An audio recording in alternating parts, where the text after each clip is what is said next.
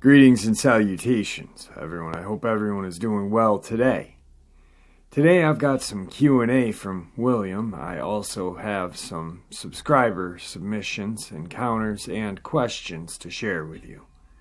Before we get into everything, a couple links I'd like to share. As you know, I rely on my Patreon, my PayPal, and my merch to help this channel to continue to grow and go. All of those links are in the description below. I also have a second channel for creepypasta, fanfiction, and scary voice acting. Stories that really don't fit on this channel. Now, if that's anything that you're into, follow that link and give those stories a listen. You may just like what you hear. Also, I have not been recording for the last couple of days because I am in a kind of a pit of depression and getting set for my surgery on May 5th. Just a little nerve-wracked about everything and trying to make sure that my head is on straight. So I need a couple days reprieve. I'm going to try to record up until that day and then have some recorded uploads to just click the button and upload them until I am home and able to record again. Now, I've definitely taken enough of your time, guys. Let's get on with today's upload, shall we? Today's first part of the upload will be a subscriber submission. RM. Jeff, I'm a listener of yours and I have a short story. I live in Midland, Texas, and wanted to ask a question of Wild Bill.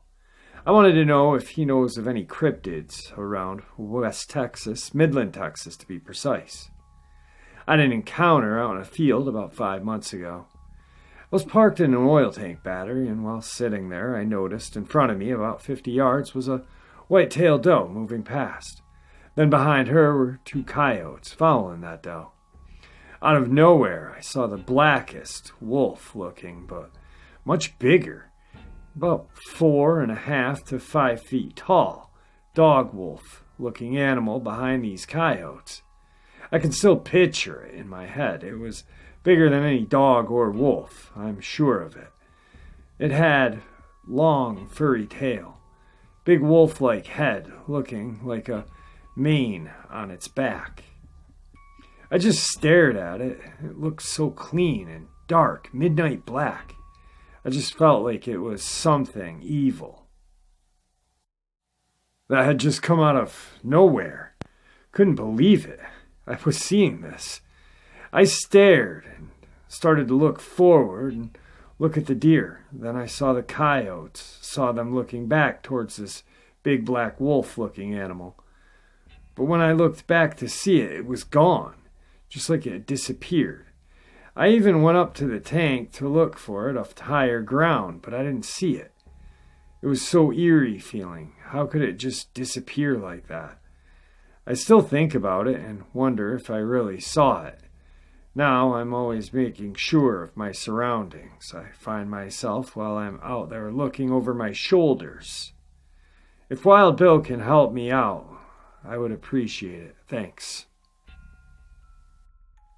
Today's second part of the upload is a third installment from Taylor, Mississippi. Luke submits it.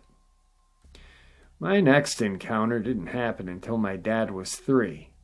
My dad had an imaginary dog friend that he's been seeing for months, and it would always ask him to come out and play by certain gestures. My grandfather didn't think much of it until one day my dad was saying the doggy only comes at night when it finally clicks in his head. It's one of those walking wolves. So he called a couple of his friends and explained what was going on. They devised a plan to try and kill it. So they got a couple of bear traps, placing it outside of his son's window, blending in with the shrubs. So night comes, his son is fast asleep, George, my grandfather, carries him to the other side of the house with his mom and one of his friends as he heads back to the room with the lights out and the window open. He's pointing his rifle towards the window. His friend is in the shed 15 yards away from the window with his rifle pointed in the direction of the window. It showed up, but believed it was aware of the presence of his friend in the shed, so it approached the shed instead of being said his friend screamed. As it was trying to enter, my grandfather went to the window and fired a shot. Ended up missing, then it took off. The creature stopped coming for a while. My dad grew up, and in his teens, his dad told him the history of the property and what goes on, that he shouldn't go out at night. But like any other kids would think that he was telling him boogeyman stories to get him to come in early. So when his mom and dad would go to sleep, he would sneak out of the house and meet his friends at a lake about a quarter of a mile from his home. So this one particular night, he snuck out of the house and didn't make it 15 yards from his house. There was this figure standing by the tree, 50 feet from him. "Who's there?" my dad said. Then the creature stepped foot into the light, and everything his father told him started to flood his mind. He started slowly backpedaling, as for every step he took, the creature copied. As he got to his window, the walking wolf sped up. Diving into his room, he quickly shut and locked the window. The creature pressed its face on the window, licking it from bottom to top. This left my dad traumatized. He didn't speak about it for weeks and didn't want to leave the house. Eventually, with the help of his dad, he was able to cope with it. It stopped coming around for years. He didn't have any more encounters until his adulthood and early in mine, which, I believe, cost us dearly. Luke, I really appreciate you submitting your grandfather and father's encounters with us. If you are willing to share the rest of your encounters, I would be very happy if you would, and I'm sure everyone else would as well. Now on to the third part of today's upload is going to be another update from Hot Springs, Arkansas. So Jeff, here's what happened 3 nights ago. I'm not sure what it was that we both saw, but Michelle saw it first. She had been sitting in the door calling out to Ina with a series of barks that she has been using to get her to come back to our place. That was when she looked up and then grabbed my lamp and went back to the door and shined it out to the woods beyond the workshop, and then called me over. I was playing Diablo 2, Lord of Destruction, so I told her to wait a few minutes, but then came over to the door to see what she wanted. It was then that she pointed back towards the thing in the woods about 40 feet. At first, I thought it was just a stump, but then it caught its eye shine. That was a mix of reddish amber color and bright yellow. Now, whatever these things are that are back there in the Hot Springs area have yet to show any violence towards me or her. So I went outside of the home, forged Longblade, and with her, she had her bat in case. It was just an animal like a neighbor's pit that he lets roam free. So we headed out in that general direction, and the thing stands up on all fours. And the lights are on as it does this. It's solid black on all fours. It stands about 4.5 feet at its shoulders. But it's also about 6 feet long, and like I said, had those really creepy colored eyes. As we hit the tree line, it darted off, heading away from the mountain. And it was fast. By fast, I mean it was faster than any horse I'd ever seen over at the Oak Lawn racing track on a straightaway, on any of the race days, and it was moving through the trees, dodging in and out of them. But the really interesting part is that as it was running through the trees, I swear I heard it mumbling something to itself in a language of its own. So that's what happened. I thought that maybe you could shed some light on this subject.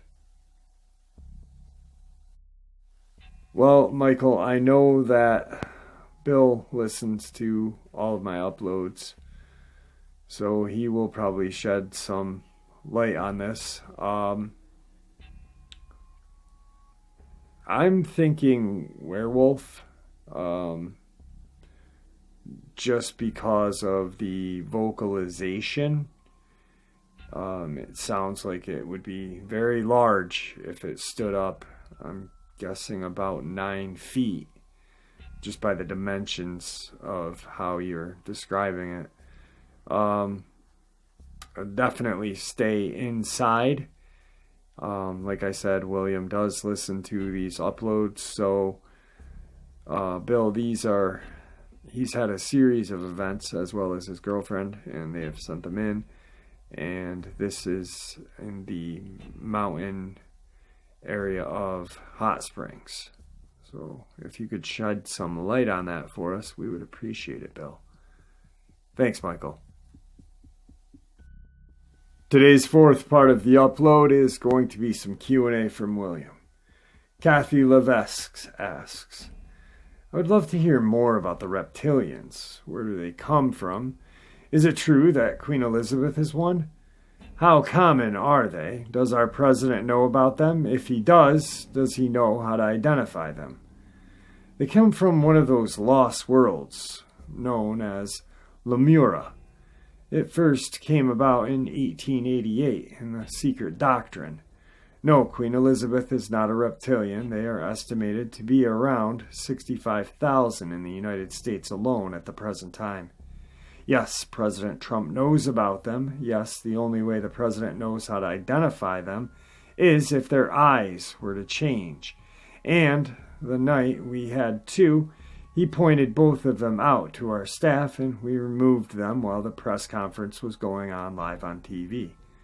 John Sumner asks, Mr. Bill, here's a video supposedly taken in 2009 at a lab in the Naval Facility of Beaufort, South Carolina, which is about an hour from Savannah, Georgia. Wonder if it's real or fake. John, this is a facility that I was talking about. I had it confused with Savannah, Georgia. And yes, this is the actual film. They had 12 in captivity at the time. I went through that facility in the late 2000s. Paul Burke asks, I was wondering if Bill could shed some light on the Loch Ness Monster, if it does exist. Well, Paul, I can't answer this question with 100% accuracy, but the most common judgment about this creature is it does not exist. Me, on the other hand, hope that it does, because it and Bigfoot played big roles in me being where I am today. The Patterson-Gilman film, more than anything else. K. Bowers, 8111, asks, also would like to know, 243 or 6.5 Creedmoor, either one worth having if a bad boy has a bad attitude. What makes Sebastian laugh? If he can read, it leads me to believe that he could spell and write. Is this true? You've said what a person should do if they meet a dogman or werewolf. What is Sebastian's take on the question? I've asked before about Kimball County or maybe Menard County, Texas. I understand you can't give numbers, but do the bad dogs ever get in that area? I gave a situation, never seen anything, just a feeling. I'd like to know a professional opinion, but won't type it out again unless it's needed. Answer. Well, I would hunt deer with either of those calibers, but no, I would not want to use them on any of the big 3. The smallest thing we use, and rifle-wise, is a .308. Also, the smallest any agent uses in pistol caliber is a .45. Also, every one of us shoot armor-piercing rounds, so we have a slight advantage over you to start. The questions you guys ask makes him laugh sometimes. And wrestling. He can read. I've seen him do this and then debate me over something he has read. As to spelling and writing, I would think if he can do one, he can do all three, but I can only say that I've seen him do the reading. What I told you came from Sebastian. Many years ago, there are some things he tells you that just stick with you, and you don't lose these things ever again. Kimball County, Texas, you need to keep everyone you can inside at night. It's awful dangerous out there right now. You have the same thing in Menard County, Texas. Don't be outside in either county, and spread the word to who will listen, family and friends. I did get out of the hospital on 4/28/2020, but I have to head to Santa Cruz on my birthday, 4/29, and I will be alone, so everyone just say a prayer for me. And have Jeff read your situation on the channel. If he has it, I will go back and find it and read it and see what I can help with. Otherwise, send it to Jeff and ask him to give it to me, please. Josh Grinder's statement. I have a question for William. I think I have an idea for a home security company that could help people with the security issues and give their families a peace of mind. But it would also not harm any animals or people, but just repel them from the home or farm. I just want to say that in the past there are stories of Dogman, canine, or whatever they call them, not the werewolf lichen used to barter, trade, and socialize with people. That they used to wear clothes and communicated with people by using hand signals. Do you have any knowledge about this? I also remember them saying that the Native Americans started a war between the Bigfoot and Dogman because they wanted to get rid of both tribes from their land, so I guess they thought it would cause them to flee or kill each other off, or to weaken their numbers just enough for the natives to run them off by force. Would you know if that's fact or fiction? What color does not draw attention to them? I'm assuming they are used to seeing army green and camo. Okay, let's hear this idea and see if I think it will work, okay? Yes, I have read stories of this, but don't remember Sebastian mentioning this in his history of the werewolf to me. But I am going back and getting him to repeat it to me, so I will be sure about what I'm saying, so don't quote me on it right yet. Yes, this is supposedly true, according to Sebastian. He did mention this in his history. The only color that I know that sets Sebastian off is yellow, as everyone that goes into the enclosure nowadays wears black. That's a requirement to enter. Daniel Banis asks, question for William. Does Sebastian think humans are mean, or does he know there are kind, compassionate humans? Could Sebastian know just by being in someone's presence?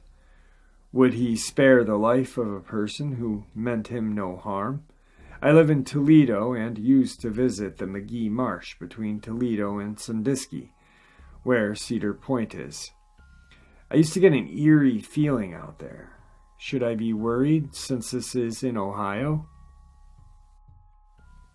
He thinks the majority of humans are bad people, and I cannot convince him any different of this at this time. But he doesn't get to see very many people anymore, and this, I'm sure, plays a part of it. Yes, he can tell if you are in a good mood or bad, what kind of day I'm having, if I want to be there, if it's a have to be, because I promised him. I would be things like this. He knows very quickly. He knows yes. I guess this would depend on the situation you were in with him. I think I may get a little more flexibility than most, but I don't know for sure. Yes, McGee Marsh and Cedar Point is no place to be after dark. Both breeds live and are well there, and doing very good. Waglington asks, William, what can Dogman werewolf claws tear through? What is the bite force of a Dogman werewolf? Is Rice County, Minnesota, safe after sunset? Well, when tested in the labs in Virginia, the Dogman's claws could rip through a piece of 3/16 flat plate steel, and the werewolf, he could rip through a piece of 5/16 flat plate steel. The bite force of a Dogman can easily take any part of a human anatomy off in a single bite. It's around 4,800 pounds of pressure, and the werewolf, not having as large of a mouth, can still tear a large chunk out of you in a single bite. It's around 1,600 pounds of pressure. No, you are not safe after sunset. Tell your family and friends and anyone that will listen to you. I am an army of one for the next 41 days and going to be very busy. I'll do the best I can for this time, but it will be a while before help comes your way, back in about a month, and I will let you know my progress. Braun Murray asked, question, William, please tell me how you track or what you look for when hunting a Windigo. What are they? Is it an animal? Also, do skinwalkers exist? What do you look for when finding them? What does Sebastian think of these creatures? Well, I'm going to interject on this because the Windigo is part of my heritage, and I've spent years on the Hogansburg-Aquasachie Reservation and have heard my family members talk about a Windigo. What the Windigo is and what people like Reddit and creepypastas have invented, this deer-like thing, is false. It's more or less a human being, and scary and cannibalistic. So I haven't read William's response to this, but this is passed on from generation to generation, and what I've heard after hanging out with my family up there, and I've been in sweat lodges up there. I've seen things that I cannot explain, but I for one am appalled at how Reddit and creepypastas and fictitious writers describe the Windigo. You open your mind and you go only places that have snow. That's the only place to find a Windigo. Once there your open mind to the creature, they will appear to you. They're supposed to be a lost hunter who starved to death in the bitter cold of extreme colds of Northern America and Canada. It will turn into what looks like a deer with antlers on its head, but it could be as high as 15 feet tall and scare you to death in just the sight of it. They are supposed to be, but I have never seen one myself, but I have sent agents to hunt them down and kill them. I would think this to be a very scary encounter to watch something actually change from human form to animal form, and would truly scare me. I have never really asked Sebastian about these things very much, as I don't know how he is going to react to certain questions, and not sure I want to be inside with him when he loses his cool. My interjection again, skinwalkers do exist. My best thing for you is to honestly look up Ojibwe native tradition, and there is a thesis written about tribal magic and things like that, and you will get a lot of your answers right there. I don't know about William's call on the Windigo. I'm going to have to disagree 110% because it's something that I have asked questions about since I was a little kid. The Wendigo has fascinated me since I was a child, and I read a Incredible Hulk comic book with Windigo and the Hulk and Sasquatch from Alpha Flight fight, and asked my great aunt about it because my mom told me to ask her. And it looked like an abominable snowman in that comic, and that was even wrong. This deer-headed bullshit creature is a Reddit fallacy. It's fake. And I do get very upset when it comes to that, so I apologize. Benjamin Dean asks, William, do gargoyles exist? Benjamin, to my knowledge, no, they do not. Wolfka statement.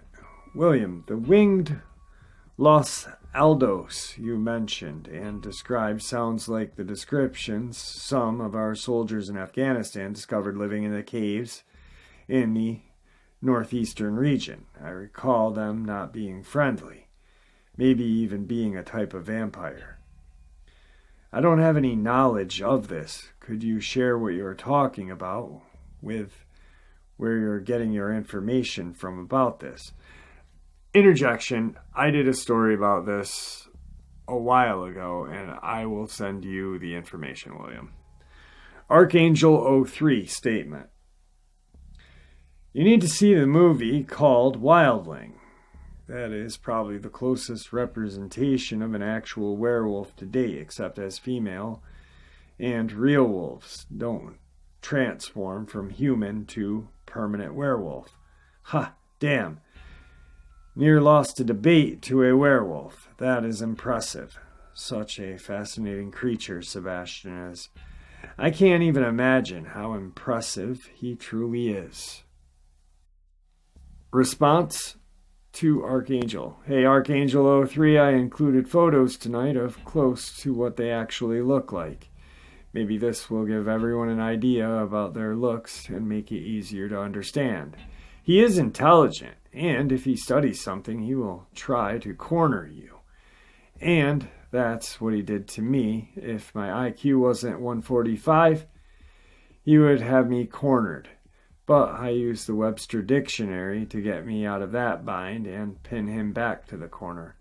He could not come back out of it. Yvette Sanchez asks, question for William. Thank you for your service. I live in Katy, Texas for 14 years, but I work in the city of Fulshire and Simonton, Texas. Any Bigfoot or Dogman? Yes, in all three places they are showing up. Brian Grumlich asks, which is more intense experience, combat with humans or combat with the big three? Why have people's experiences with these beings been kept from public? Why have so many people been harassed, threatened, and ridiculed for speaking about their encounters? Is it true that if the government acknowledged these beings, it would harm the lumber industry? Does the government have control of this situation? Or are they, you, unable to control the big three and therefore cannot make the public aware? Both are intense, and killing humans stays with you forever. I can still see all 45 men I killed, and I feel I did my country and the world a service by killing these men. But I can still see their faces just seconds before I pulled the trigger and took their lives from them. These creatures are, at least we are fighting, in back for most part. Some were shot in the back to get at their attention, but they were facing me when I killed the vast majority of them. Most people of the public would ridicule people even worse if it was to go public and make things worse on the people who report them.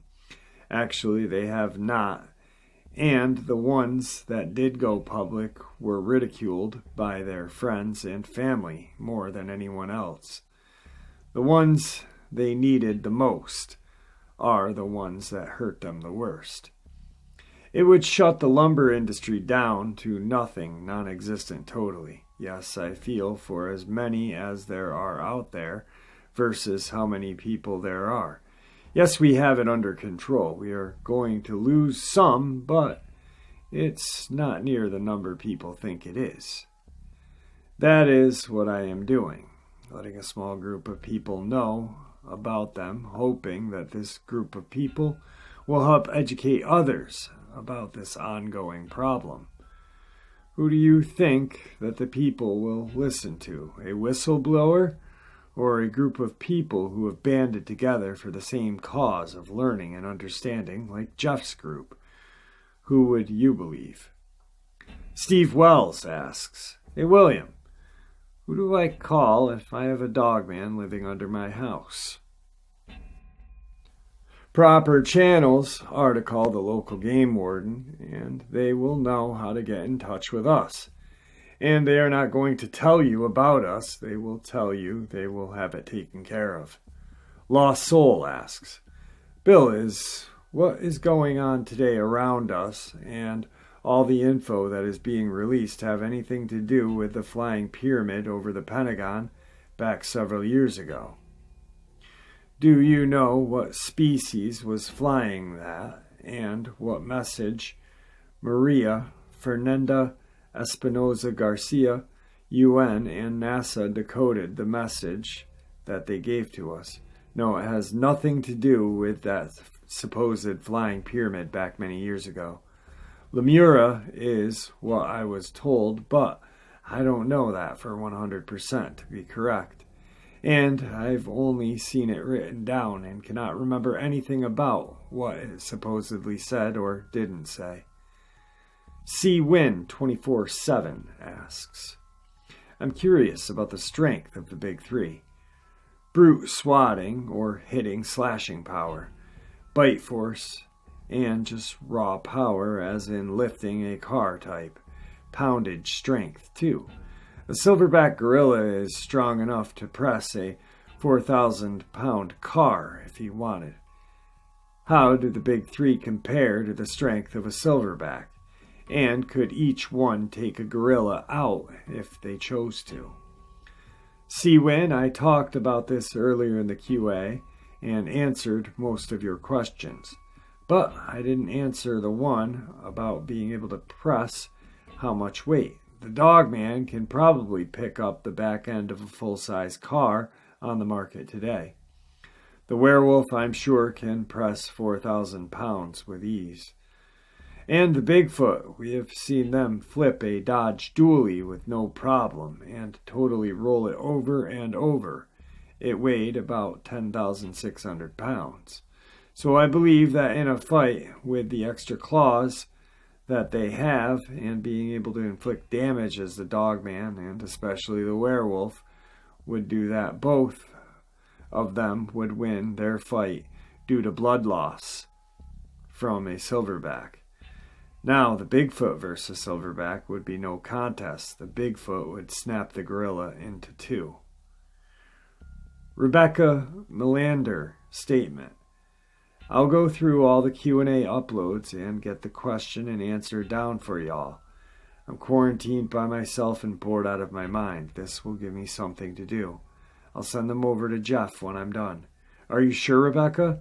That is super cool of you to do that for us. Thank you very much. I know this is going to be very time consuming, having to make sure that the questions are not on there twice and everything.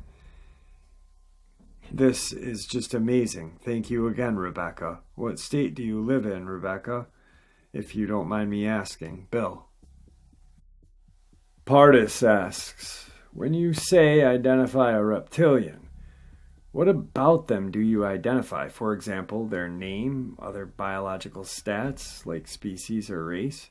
First thing that we identify is that they are reptilian of some sort, and this is done with something, trying to figure out how to say this. It's done with something like a thermal gun that reads degrees of objects. Then, when we put them back, they will give us their papers, both false and true. The false will be their press papers that show their human name and who they work for, and the false bullshit. Then they will hand over where they are from.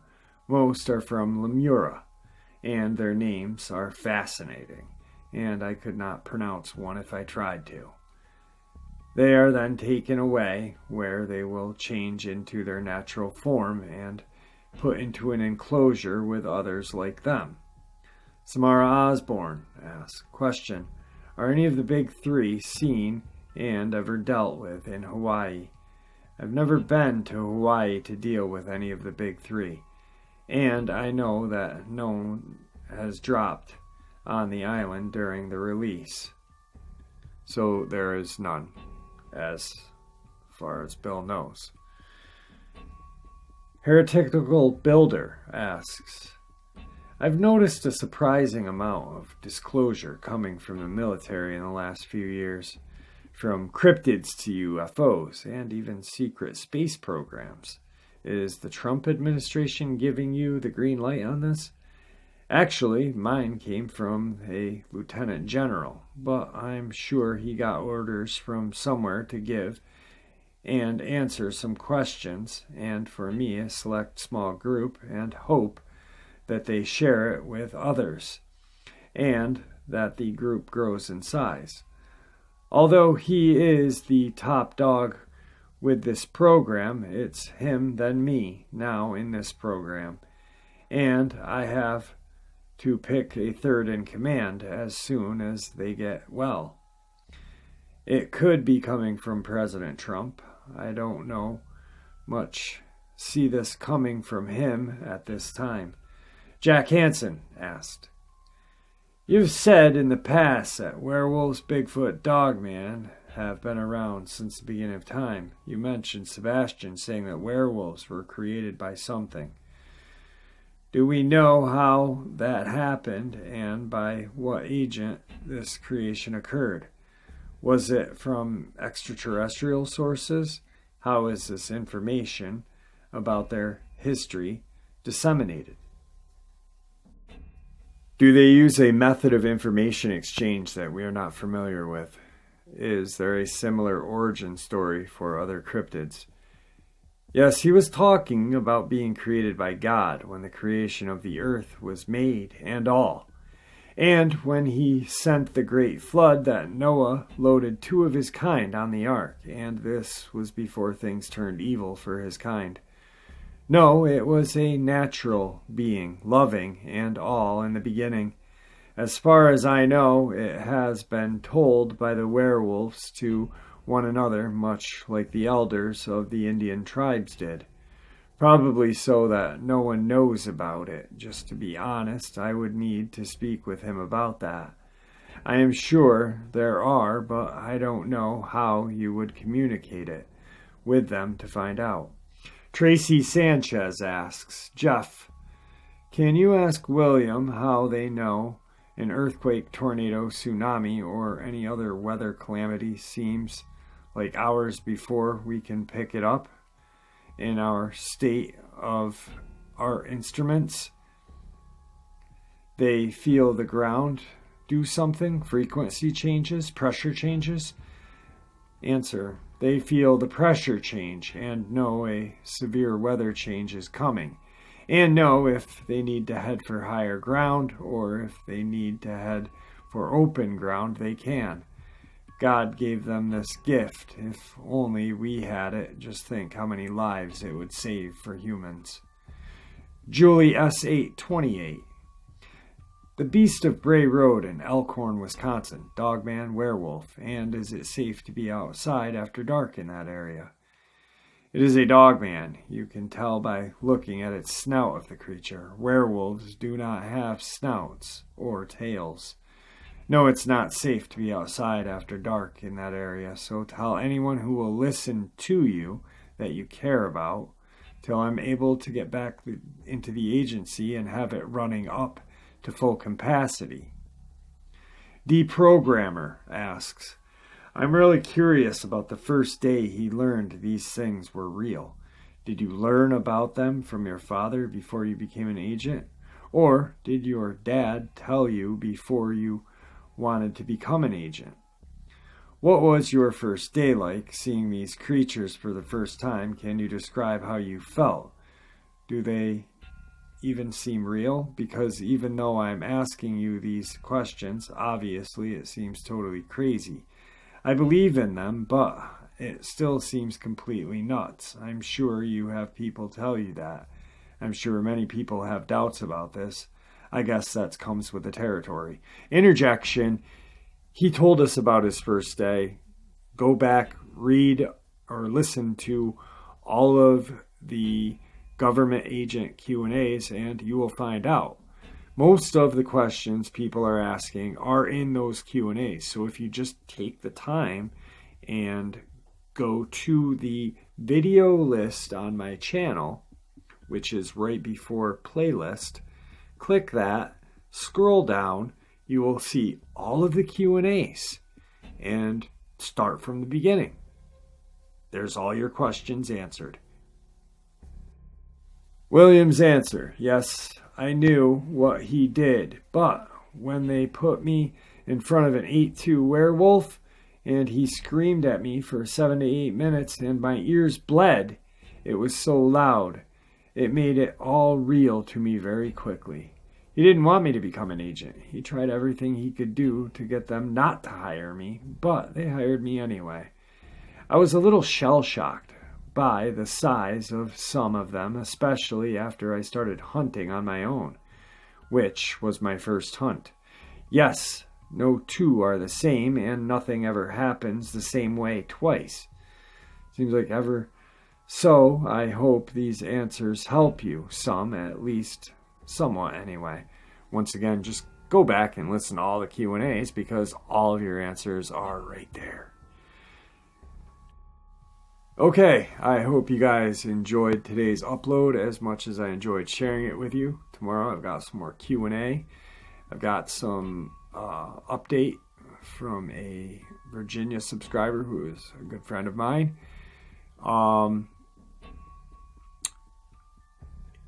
If you guys go back, I don't know, but if you look at my channel, if you look at the main page, there'll be a little icon for videos. Click that. Scroll down, and about 2 months ago, and it's dated, it says 1 month, 1 day, 1 day, 1 week, 1 month, 2 month, 3 month. Just go, and it starts about 2 months ago. Government agent Q&A. Government agent William shares. Start there and just listen through. And the majority of the questions that are being asked twice will be answered.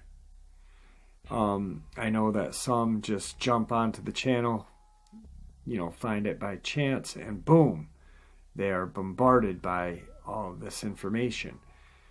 But if you go back and listen, that'll be a lot of your dark spots answered for you. I want to wish William a happy birthday, belated. I literally hadn't even looked at this Q&A. I've had it sitting on my stand for a couple of days, and because I was in my funk, which I still am right now,